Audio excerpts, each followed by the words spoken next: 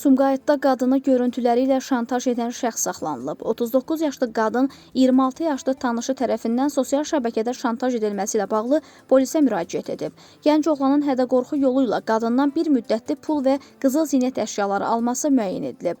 Həmin şəxs barəsində Cinayət Məcəlləsinin 182-ci hədə-qorxu ilə tələb etmə maddəsi ilə iş başlanılıb.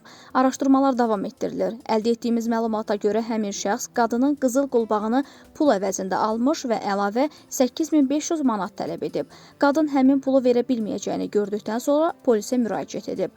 Polis hədə-qorxu ilə üzləşən vətəndaşların vaxtında müraciət etməsinin zərurliyini vurğulayıb.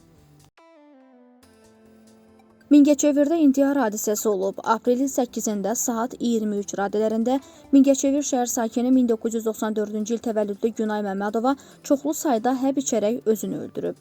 Günay Məmmədovanın 9 yaşlı oğlu əqli məhdudiyyətlidir. Ehtimal edilir ki, qadın məhz bu səbəbdən canına qıyıb. Faktla bağlı araşdırma aparılır.